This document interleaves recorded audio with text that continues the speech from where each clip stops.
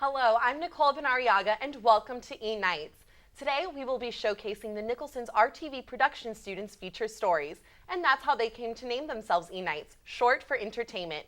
And entertaining it will be, so stay tuned as we have 5 students and 3 features to introduce to you. First, we have Emily Lupfer and Samantha Rivera with their story, Fostering Furry Friends. Now ladies, that sounds like a very interesting title. Can you tell me a little bit more about it? Well, we sat down with dog foster couple Brian and Zuli, and they shared with us the impact fostering has had on their lives. Yeah, it was great speaking to them. They really changed around their whole life to become foster parents. They, when they decided to become foster parents, they really weren't in a place to provide a good home for the pets. So they purchased a house. They purchased a house with a yard. They changed their whole lives around just so that they could foster these animals. So that was definitely a big commitment, a big step for them, and it was great getting to speak with them. And we actually were introduced to them through Pet Rescue by Judy, which is a great local organization where people can get involved with the animals. Oh, yeah. Well, this sounds like it's going to be a very moving piece, so let's take a look. Fostering for us has really changed us a lot, and our focus on our direction in life. It was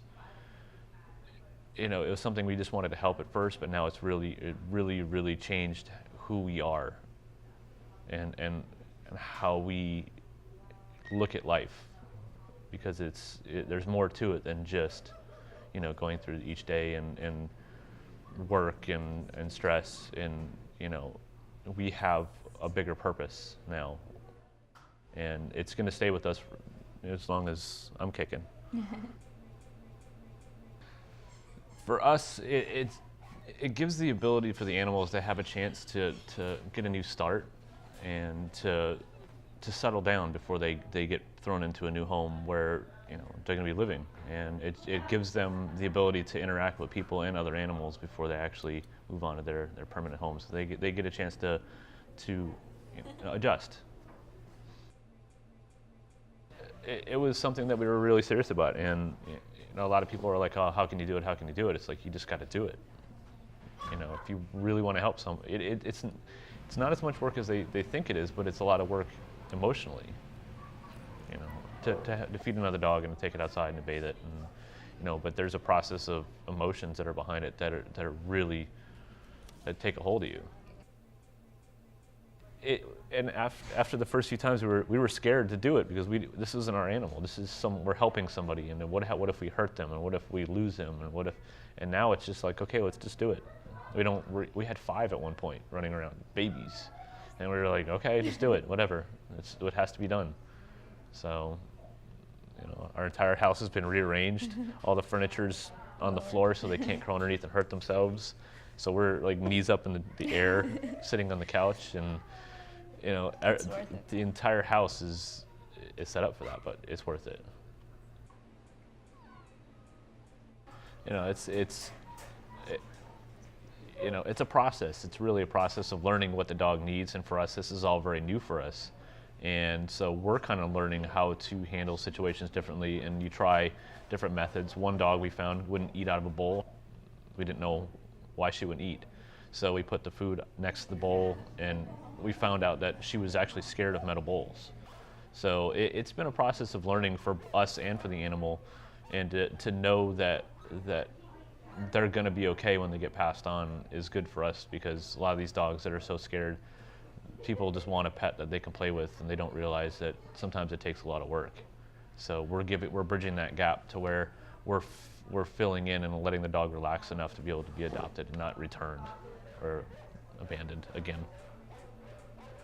The hardest part is letting them go. It really is.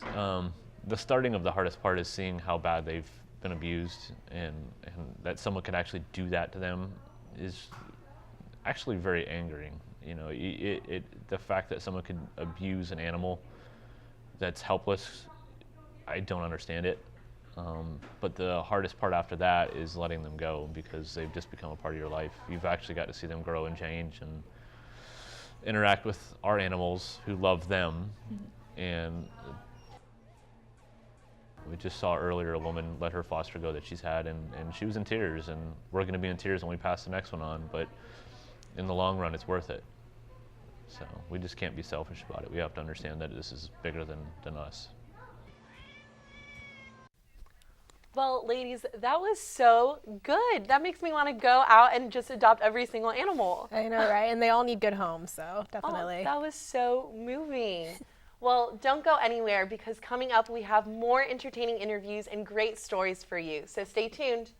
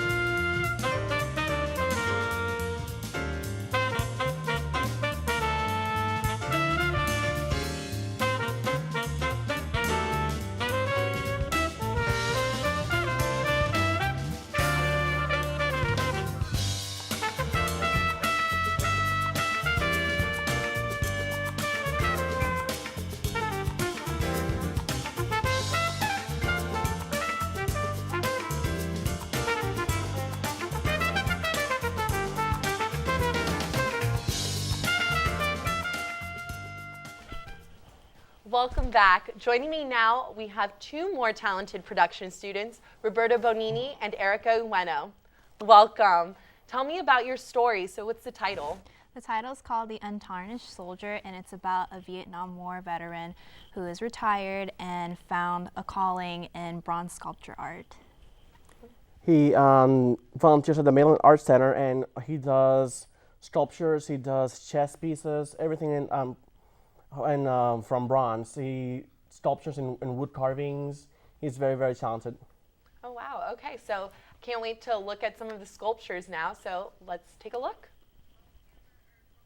I'm retired Marine Corps. I was wounded in Vietnam, and I was wounded severely, so I was retired. I've been retired since 1970. I have wax here to keep my hands from crippling up, because the tendons will stretch and the hand will become unusable. But I'll take this, and by the end of the day, this will become something. I see things in everything. I like to see people. I watch people. I wonder how they would look in bronze, or marble, or wood, or whatever. I saw a dance on public television. This is in 1970. A woman in leotards, young, small, took a leap across the stage, the dance floor, and I felt, can't describe how I felt. It was incredible to see a person fly when I was in a body cast on a bed.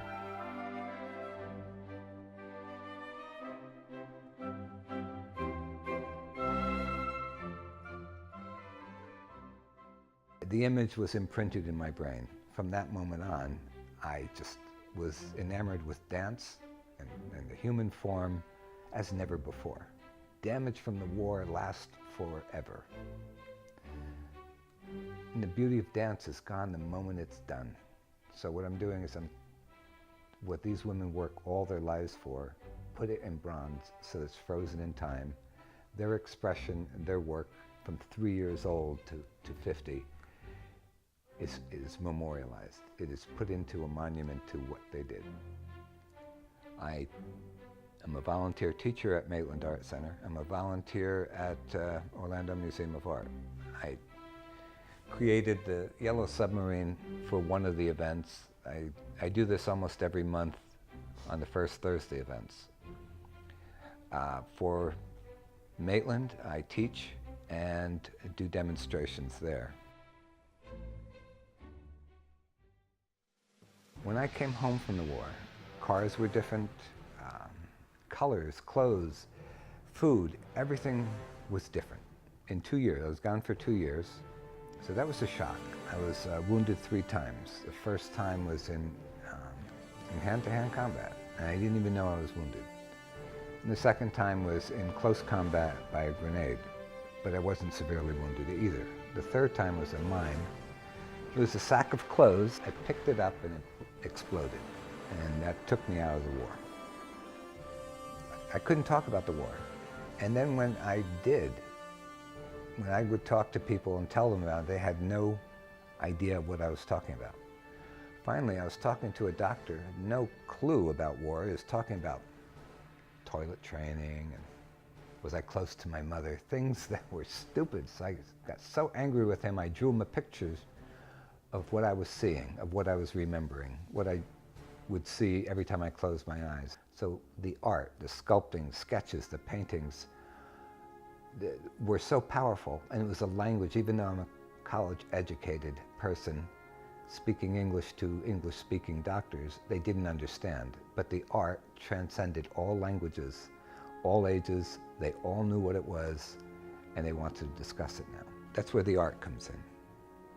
It's the bridge between what happened in the rest of the world.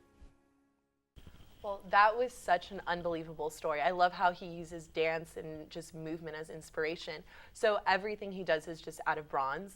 Yes, well, not just bronze. He does make wood pieces. He does try marble. So he's a very versatile artist in general.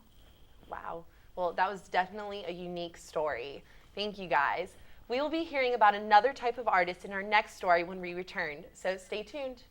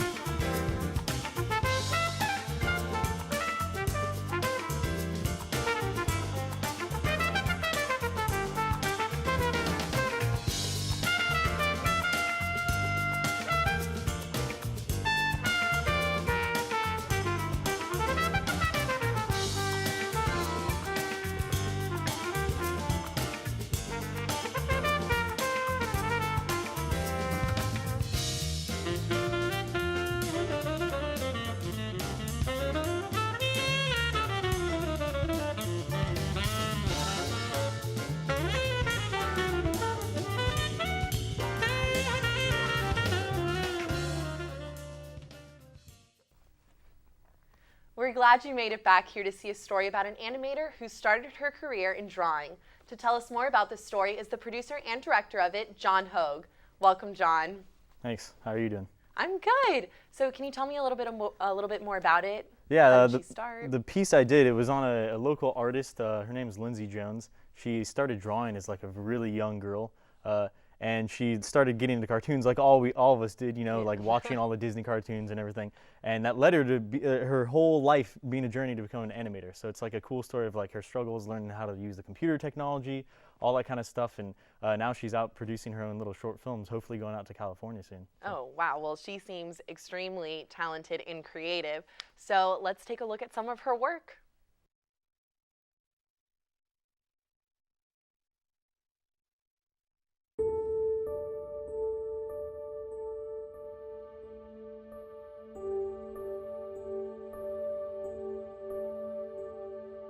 As a child, honestly, I would just draw a lot of my dreams. I have crazy dreams, so I would just draw those and it'd be so like whimsical and crazy fantasy. And then I drew a lot of animals, drew a lot of like dogs and cartoons. I drew a lot of cartoons actually. The one movie that stood out to me as a child that made me want to animate was A Bug's Life. I was just so different because it was from a bug's perspective. And it wasn't just people and cartoons, so it was really cool. Throughout high school, the art training night, it was just drawing. You need a realistic base of everything before you can animate. So we had to draw from figure drawing. I took classes at Creality School of Art, and that's all I did there was figure drawing and portraiture. Animation today is probably far different from traditional art. Just because you have to, traditional art is just you boom once, you draw it and you're done. But animation today, you have to keep the flow going, you have to match shots up. Animation is far different from before because all the technology is so advanced now. It's so much more technically speaking, and like I'm more visual, so it's hard getting to know the technical aspects of the software, just because I need to see something to understand it. I am currently working on a 3D animated short that's only 5 minutes long. It's called Celestial. It's about a celestial being who's not happy with what he can create because he wants to create something that he can't have. He sees a star form and he tries to make that, however he can only make planets. It's kind of represents the artist in all of us. We always want to create something that's beautiful. Even if we can't do it, we get frustrated and throw it out. My role in Celestial, my two main roles in Celestial are lead animator and production manager. As a lead animator, I am in charge of establishing an animation style and making sure everyone sticks to that style. I'm also a production manager, so I have to make deadlines, make sure everyone's following tasks, update the calendar, print everything out, organize everything, back everything up. My goal in life is to make movies at a major production studio. Whether or not that will be anytime soon is debatable. You have to definitely know people and move out there and take chances for that. The animation process definitely has changed my style and everything, just because our movie is more whimsical, but I draw realistically, so it helps me add a touch of craziness to my art. And just because your work doesn't look like what people would expect and beautiful, there's still beauty in it. Well, she is extremely talented. I wish I could do something like that. I know. It's pretty amazing. So much work for such a young girl. I mean, she's just got out of college. Oh, so wow. she looks like she has a bright future. Absolutely. I can't wait to see what else she does. Yeah. Well, thank you so much for being here with us, and make sure you join us again for eKnights, Stories with a Heart. Thank you and have a good night.